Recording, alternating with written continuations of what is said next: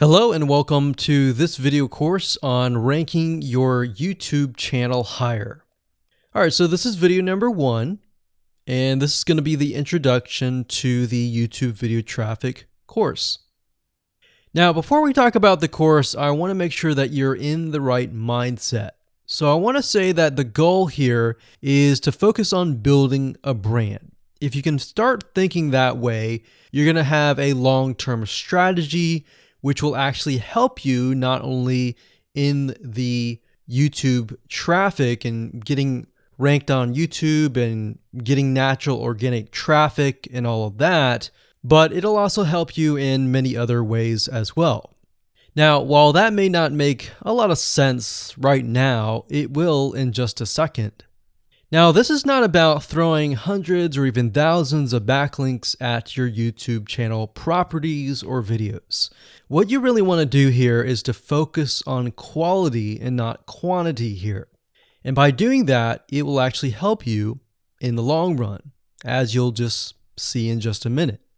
So before we get started and talk about the course, what I want to do now is give you a quick overview of what's inside this video course. Video number 1 is the introduction, of course. Video number 2 is what this is not about. And I want to make sure that I cover this because a lot of times when we talk about ranking on YouTube or Google or getting traffic or of any sort, there's a lot of assumptions that are made. So I want to make sure that we cover those assumptions and possibly roadblocks that are blocking your way. Video number 3, we'll talk about what Google wants and the strategy. If you understand what Google wants, then it'll make more sense on what this strategy is all about and how to implement it correctly. Video number 4, we'll talk about the ring, which is the strategy here. And of course, video number 5, we'll talk about how to automate the ring. Video number 6, we'll talk about account creation. And video number 7, we'll talk about how to outsource the account creation and the very tedious process of building the ring. And of course, video number 8, we'll talk about testing this out. And while that might seem a little bit simple, it really is and does take some time to make sure that everything works. So with that said, let's talk about getting started and what you're going to need. You're obviously going to need a product or service to sell. You're going to need to have a YouTube channel. You're going to definitely need to have money to outsource. If you do it yourself, it's going to take about a week or sometimes 2 weeks. But once it's set up and is good to go, then everything is automated. But at the end of the day, your time is valuable, so I recommend just outsourcing this process. But knowing how everything works and all of that will allow you to teach whoever you outsource this to, or you can pick and choose people that we will recommend that we have used personally to set things up for you as well. So with that said, let's move on to video number 2. Hello and welcome back. This is video number 2, and we're going to talk about what this is not. One of the biggest mistakes that we see a lot of people make is they assume that they know certain things, they know the strategy, they bring in what they already know and what they've seen work, and automatically assume that that is what the strategy is about. But by doing that, what ends up happening is we see that people set themselves up for failure. And we don't want that for you. We want you to be able to succeed as much as possible. So that's why I'm covering what this is not. All right. So to ensure that you're able to successfully implement this strategy, we want to discuss things that you do not want to do. So as I mentioned earlier in the previous video, this is not about throwing hundreds or even thousands of backlinks at your YouTube channel or at your properties. In fact, YouTube has become very, very smart in figuring out if you are actually gaming the system. So what we're trying to do here is think of a strategy that works long term. So you want to focus on quality and not quantity here. It's better to get a few backlinks that are of quality rather than getting thousands of backlinks that don't even relate to your content. And we're not talking about automated softwares either. So like I said, Google's very smart in figuring out how to detect fake backlinks or computer-generated backlinks. They're able to detect patterns. So what you're trying to do here is not follow any sort of pattern whatsoever. You want to make sure that it looks natural as possible, because otherwise Google will penalize you in the future. May not be this month, may not be this next year. It may be the 2 years later kind of thing, or it might be even this month. So what you really want to do is focus on a long-term strategy that is going to last. Now, obviously, we're not going to know exactly if the strategy is going to last or not, but part of the strategy is figuring out what Google wants and fulfilling that. Now, one secret to knowing whether a strategy will last or not is to ask yourself these questions.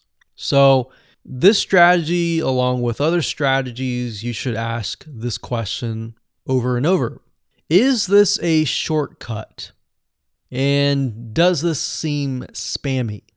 And best of all, will this upset your visitors? So the people that are coming to your YouTube channel via google.com or any other site, is this going to upset them? Because if it does, then guess what? Google is not going to like what you're doing, because they care more about the people that go to Google or go to YouTube and type in a keyword. They care more about them because they are who they are catering to, essentially.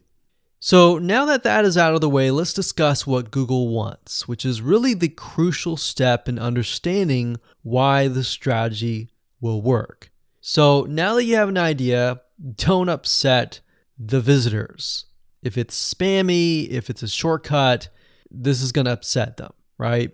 So what is it that Google wants in relation to this? Well, we'll talk about that in the next video. Hello and welcome back. This is video number 3, and this is all about what Google wants and the strategy.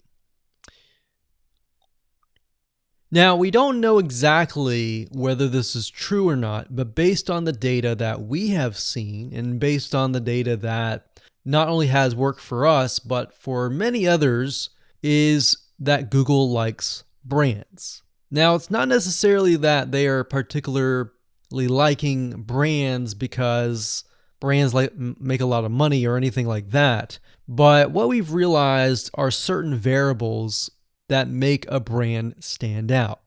So they don't exactly go out and tell people that they like brands, but based on the data that we've seen, we have seen brands rank better.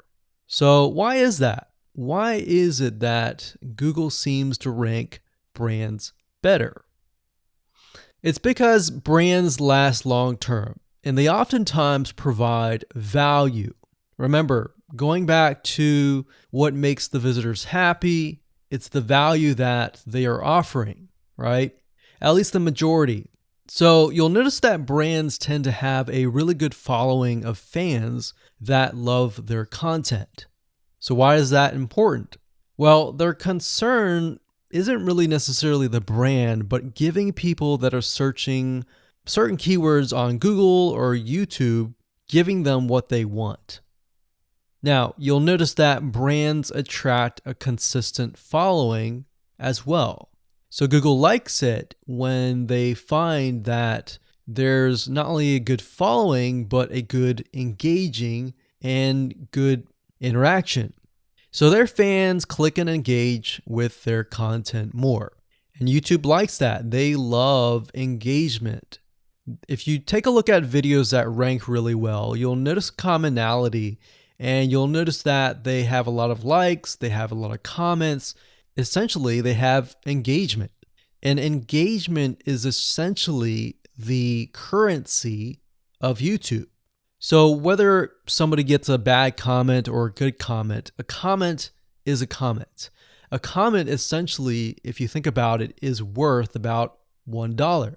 Now, we're just saying that because it's like currency, engagement. Now, this means there is a higher CTR, or in other words, click-through rate. So if you have fans that really love a specific brand, they're most likely going to come back over and over again, right? So higher engagement is what Google likes to see. Higher engagement means that the fans really like the content. So this is based on the data that we have received and based on the data that we have observed. So the strategy here is to make sure that you look like a brand and you do backlinking like a brand. Make sense? So what does backlinking like a brand look like? Well, if you think about the visitors that are coming to that brand, they are looking at it, they're engaging with it, they're sharing it with their friends. Now, like I said earlier, there's no exact this is the way it is, but based on the data that we have gathered over the years and what we see what works and what hasn't, we can safely say that looking like a brand will be better for your YouTube channel. And of course, gathering a fan base and a good following that is interacting with your content is also key. Now, if you look at brands, they have many social properties besides YouTube channels. They've got Facebook.com, they have Twitter, they have Snapchat, and more. So it only makes sense for your brand to have the same properties in your brand name and interlinking to each other, right? So let's say, for example, that you upload a video to YouTube. Then it's going to make sense for you to post that same YouTube video or share it via Facebook, Twitter, Snapchat, and more. So essentially, we're interlinking them together. And that kind of brings us to this strategy, which is the ring. You're basically interlinking everything together. So like I said, for example, you post a video on YouTube, it needs to be pushed to Twitter, your Facebook fan page, and other social properties. And fortunately, because everything is going to be automated, once you do that, it will trigger and it will automate the whole process.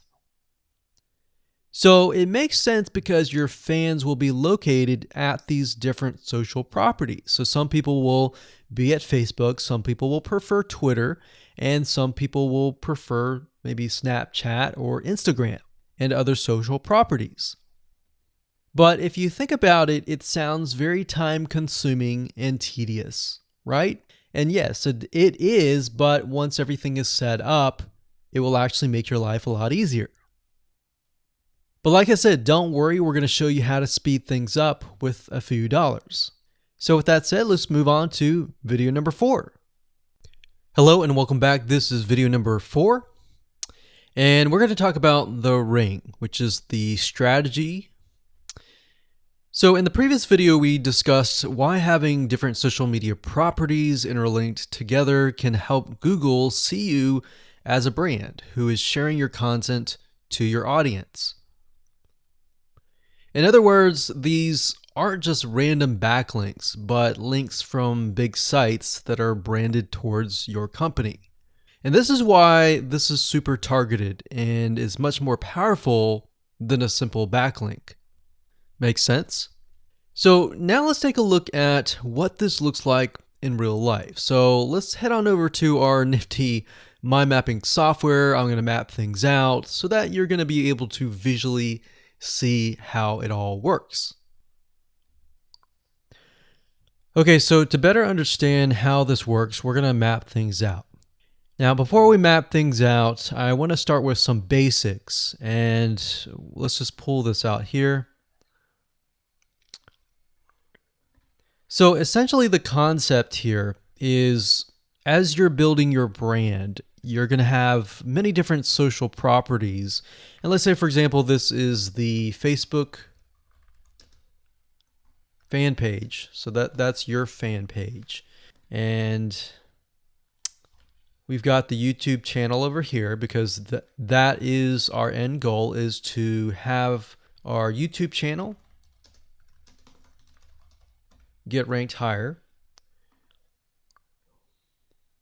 So essentially what we're doing is we're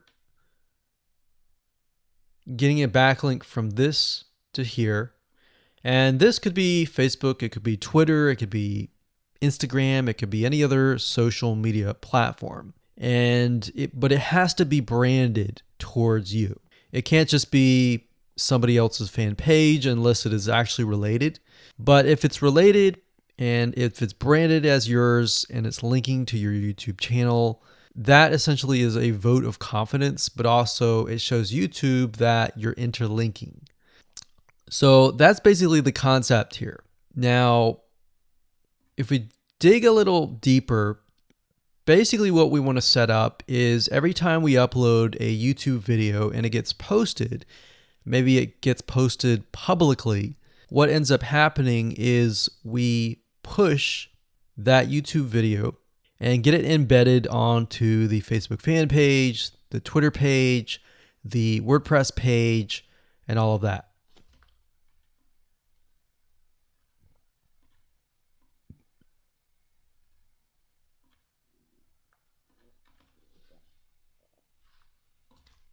So we'll put Twitter.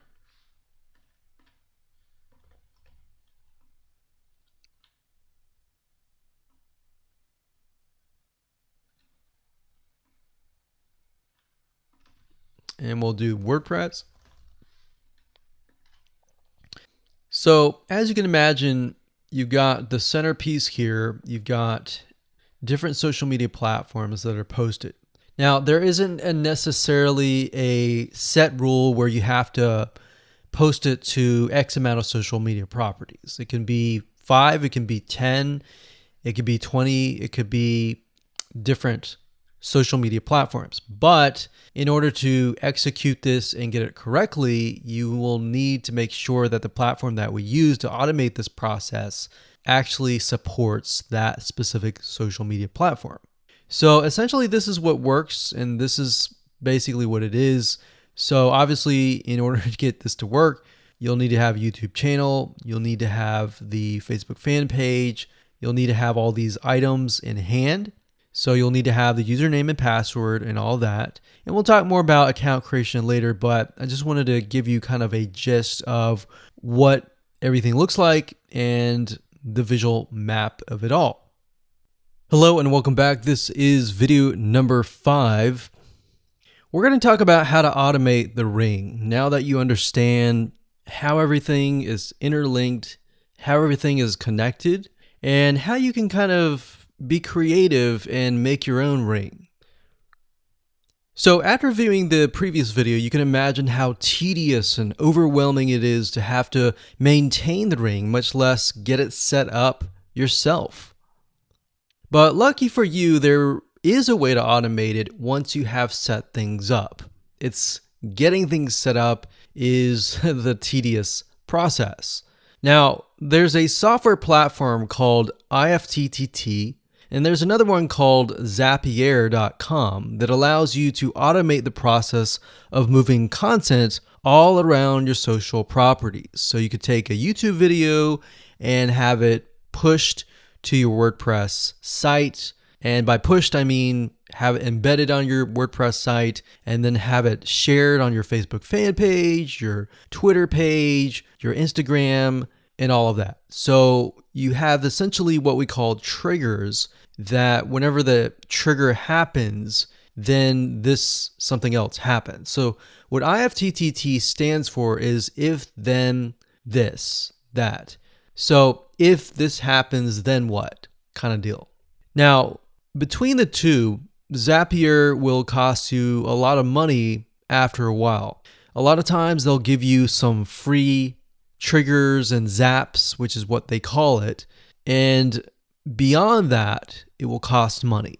Whereas with IFTTT, it's just as good, but it's free. So let's hop on over and show you how IFTTT works.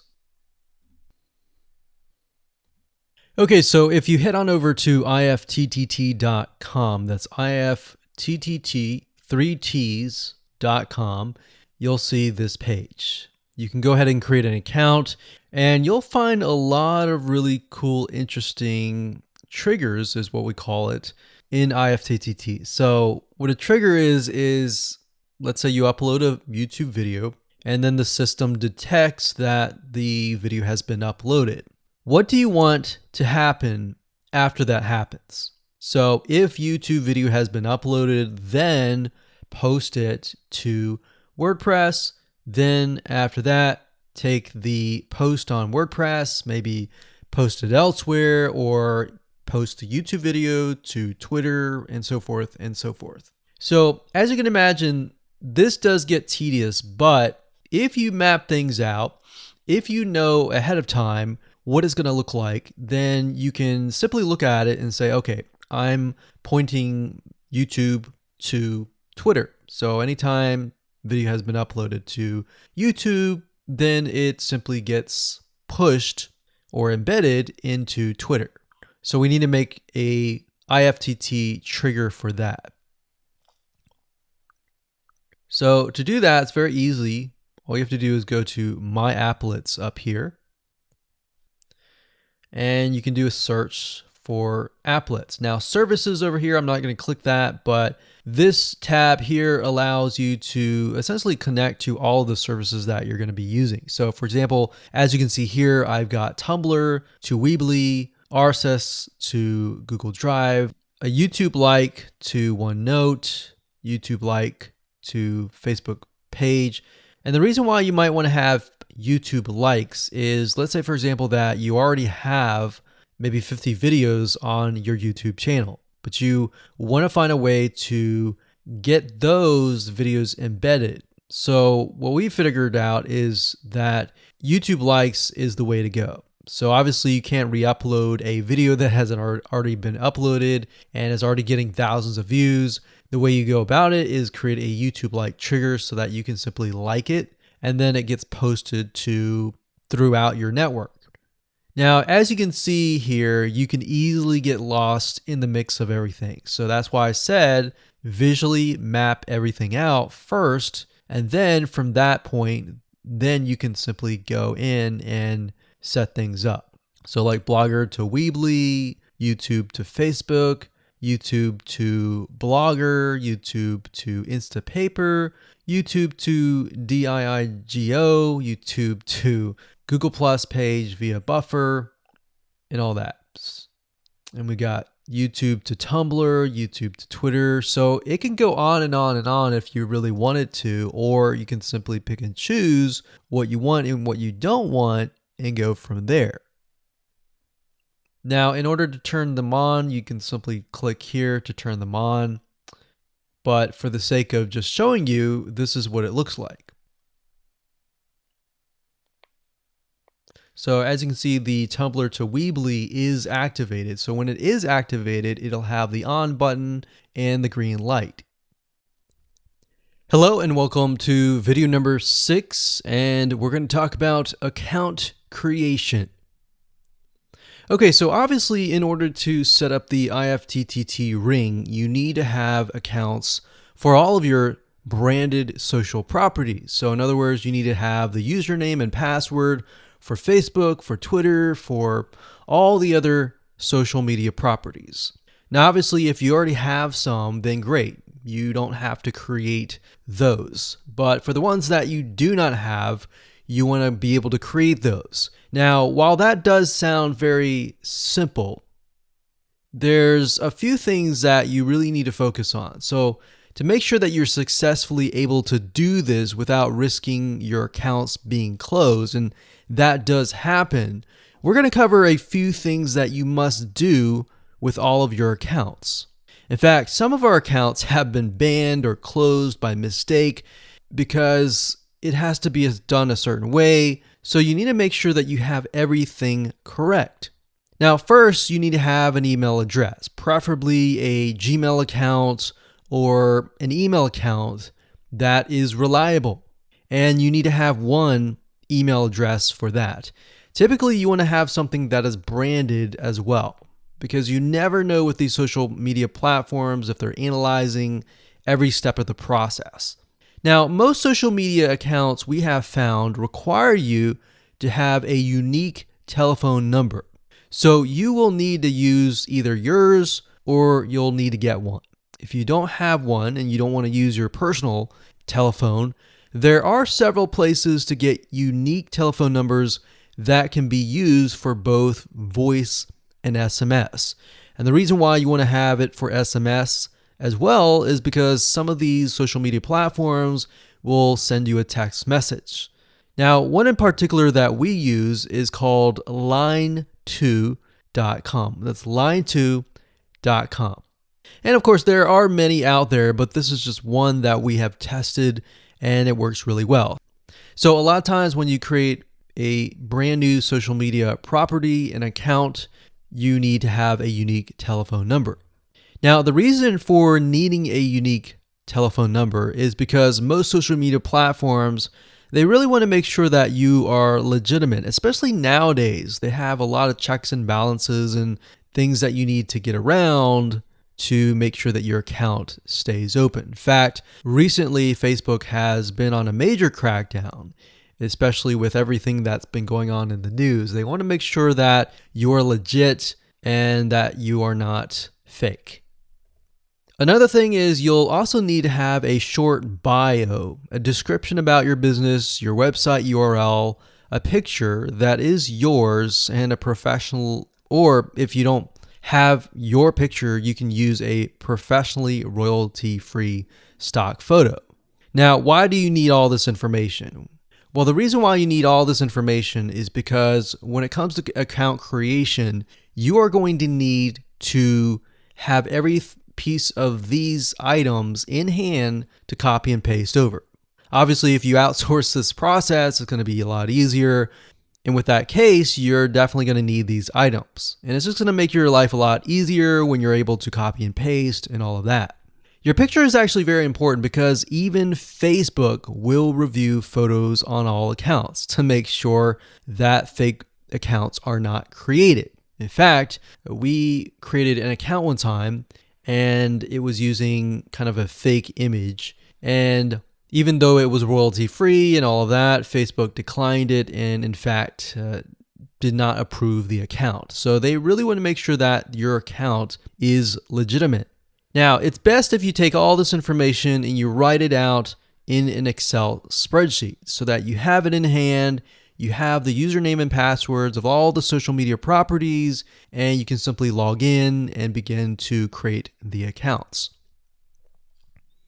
So those are kind of the best practices that we have found over the years in terms of creating accounts. And while some of those seem very basic, the one that really stood out that was really important was making sure that you had that unique telephone number. Okay, so hello and welcome to video number 7. We're going to talk about outsourcing.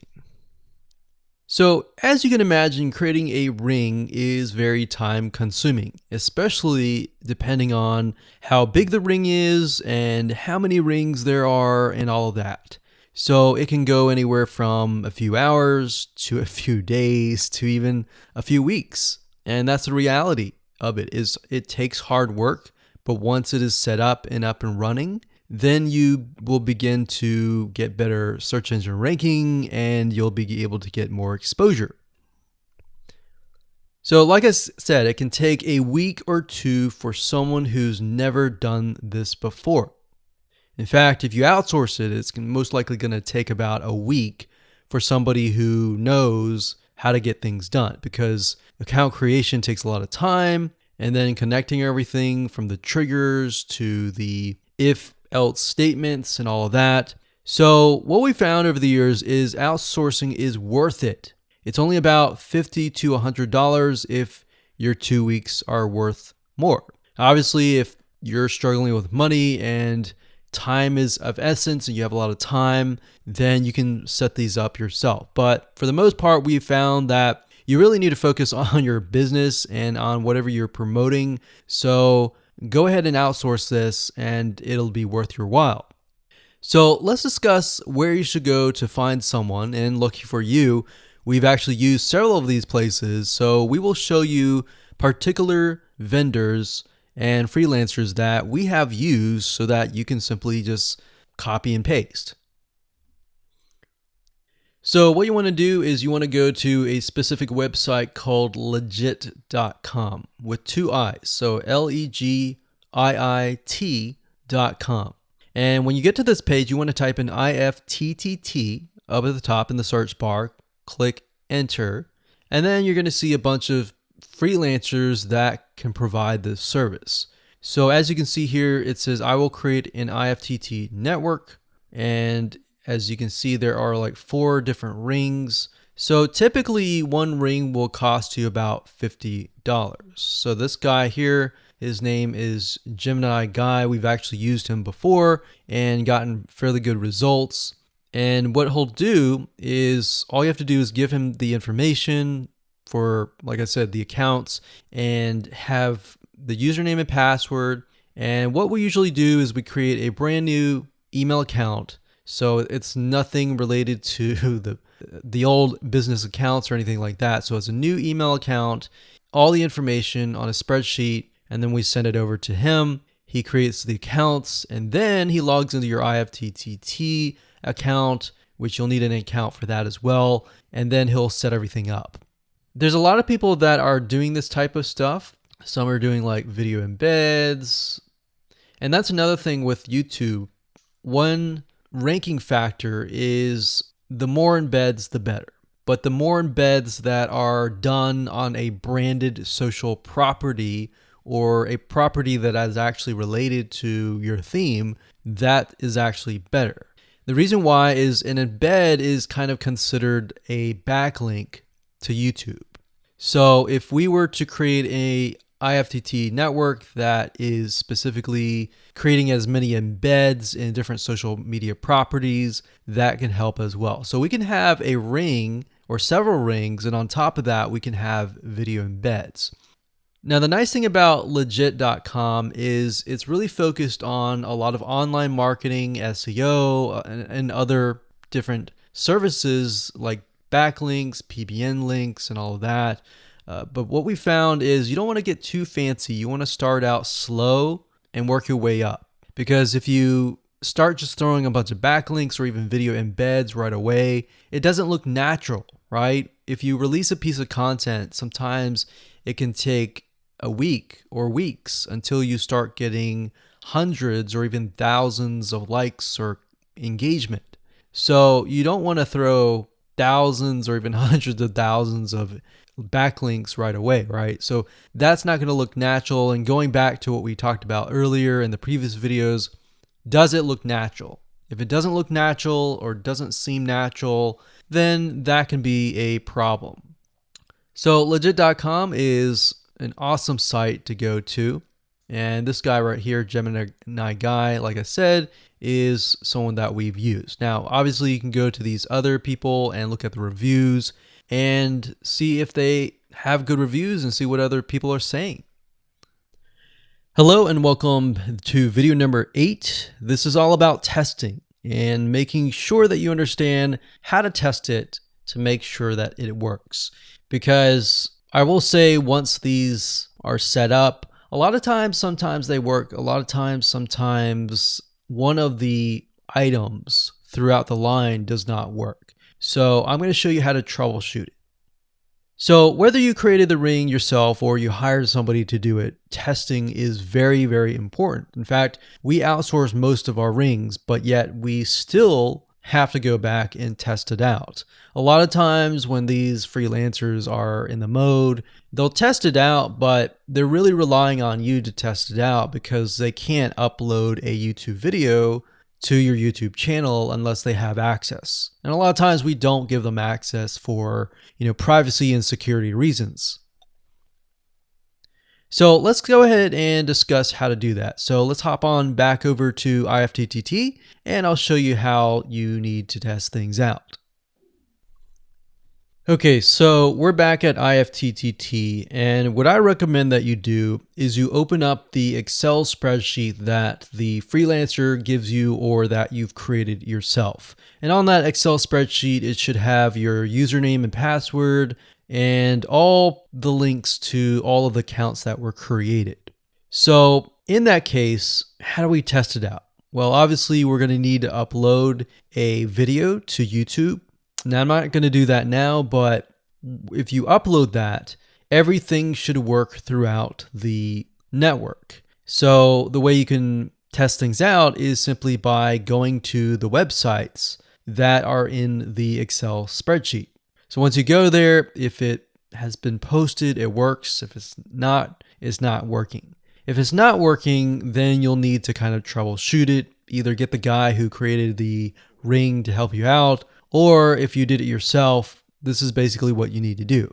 So you need to check through and figure out what's not working. So if we found that the YouTube video is not being posted to blogger.com, we need to figure out why. So we need to go to the applet. So this in case is the YouTube like to Blogger. So it's a little bit different than the upload to YouTube channel. But if we click on that, you can see here that we have the applet that goes from YouTube like to Blogger. So if we click on this here, you can actually get a better view of what's happening. So basically, anytime a YouTube video is liked, we create a post on Blogger, we put the title, we put all this. Now, we need to figure out why. Usually, a lot of times, the reason why it's not posting is because it's not connected to the account. So you want to make sure that it's actually connected. If it is connected, then sometimes you'll need to look at, for example, this. Is it posting the title and maybe not the video? Or is it not posting everything? If it's not posting everything, it usually means it's a connection issue.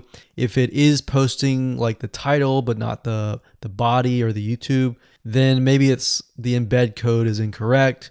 So you can check that. So really what it comes down to is just trial and error. But if you really outsource this, it's really going to be a lot easier. But that's what we found to be the case in most of the time, is that the services are not being connected. And I will say IFTTT, sometimes it's can be hit or miss. And sometimes in that case, the services may or may not be working. And that's really reliant sometimes on the YouTube channel, the social media platform, and all of that. So hopefully those tips can help you along the way when it comes to testing.